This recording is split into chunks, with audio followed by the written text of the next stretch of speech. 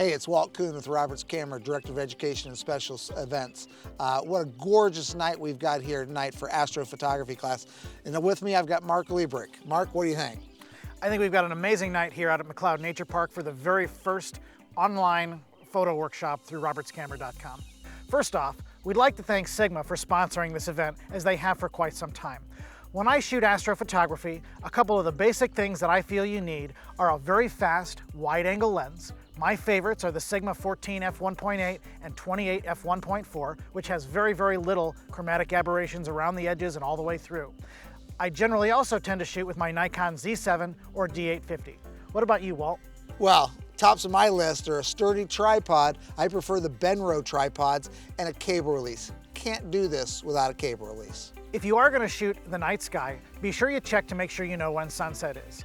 We always get here very early, so that way we can see what we're doing to get everything set up ahead of time. Once the sun sets, it'll take about an hour before you can actually start seeing and shooting the stars. All right, now that we're losing light, let's jump into the settings and get ready. We're getting close. So here we are, it's finally starting to get dark enough for us to be able to shoot and see the stars. A little bit about my camera setup to get started. As Walt mentioned, I have a very sturdy Benro tripod. It's one of my favorite tripods. I'm also shooting with my Nikon Z7. On this camera though is a Sigma 14 f1.8. 14 f1.8 is the fastest, widest prime you can buy, and only Sigma makes it. It is one of the best astrophotography lenses I've ever used.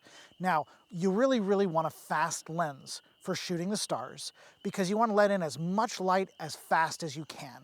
Everybody thinks you have to go and shoot at f22 in order to get the night sky, but that's completely wrong. At f1.8, I'm going to be shooting at only a couple of seconds at 100 ISO, and I'm going to be able to make some beautiful star images that way. So now let's talk a little bit about camera settings. My camera is always set to shoot in RAW because it is the largest, meatiest file possible to be able to fix colors or change things to be able to see them the best. My Nikon Z7 here has 46 megapixels of depth throughout all of the frame. Okay, so that's a ton of data for me to be able to look at later. My focus is set to manual because I don't want my camera hunting in the dark. Okay, the stars are going to be difficult for your camera to see, and even though you could say to yourself, I just have to roll it to infinity, that's not always quite the case. My exposure is set to manual because I want to adjust it as I go. With a very fast aperture, you're going to be shooting at 100 ISO a lot longer than you think you will. One of the most important settings is the white balance. Okay, the sky that you see with your eyes is a very cool blue. Okay, when you set it to auto or when you set it to flash or when you set it to daylight, you're not always going to get that. And I always like seeing the nice cool blue, which is why I go to a custom white balance setting of 4,000 Kelvin to get started. The details vary. You may personally want to try something a little bit different, and I'd like to encourage you to do that. There's nothing wrong with experimenting because what's the worst thing that could happen? You just make another picture, and that's why we're here. So now, let's take a look at one of the more difficult parts of photographing the stars, and that's going to be how to manually focus your camera on them. The easiest thing that you can do when you're getting ready to photograph the stars is to set your camera into manual focus and to use the live view. Whether you're using a mirrorless camera or a DSLR, the live view will get you the best focus you can get. And the way to do it is to literally zoom in using the live view and then to manually rotate your focus ring until your star pops into focus. Then once you're done, you hit your cable release and you watch the magic happen. Next, let's talk about doing the white balance. I like to see the sky in the picture the same way I do in real life, and to do that, you need to set a custom white balance. As I said before, my personal favorite setting is around 4,000 Kelvin. Right now, the camera is set to daylight, and as set to daylight, the image that we're about to get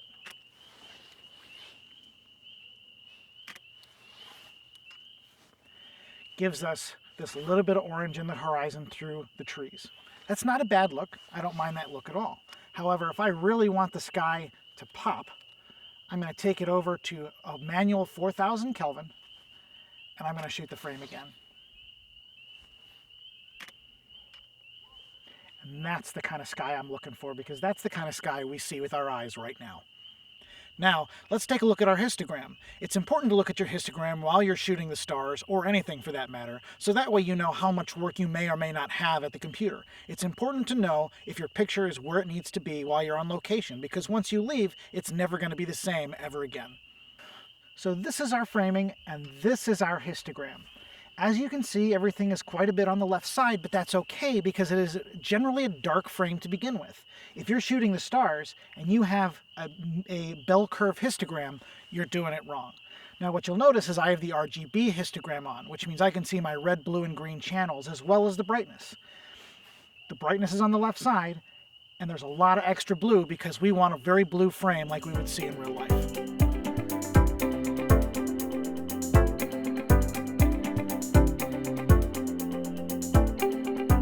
Hey everybody, we're just here to check in real quick. We've been out here shooting for a little while. Our camera settings are now 10 seconds at f1.8 at 800 ISO. And this is what we're coming up with, although upside down. Okay, as you can tell, we can see quite a few stars up there. In the next hour or two, the Milky Way should become visible for us, and we look forward to seeing that then. So here we are to talk about the focus again. Now, if you've tried this on your own, you may or may not have had trouble, and that's why we're revisiting this. A lot of times, people will zoom in with the live view and be unable to find the stars.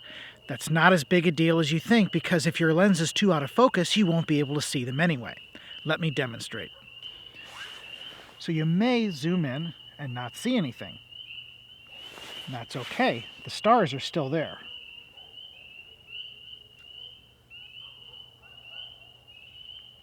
And now you're in focus. One of the biggest difficulties that people have when shooting astrophotography is not seeing the stars in their viewfinder or in the live view. They feel like they have to see them in order to be able to focus on them, when in fact that's not true. Your lens can absolutely be so far out of focus that the stars don't show up. So if you do have a black frame, roll your focus back and forth. They'll probably come into focus. And if they don't, move your zoomed in live view a little bit one side or the other and try again. Well, there you go. What a great evening. Near ideal conditions tonight. Cool, crisp, a lot of stars. Mark, couldn't ask for any better. Oh, Walt, it was fantastic. You picked and ordered some great weather this evening.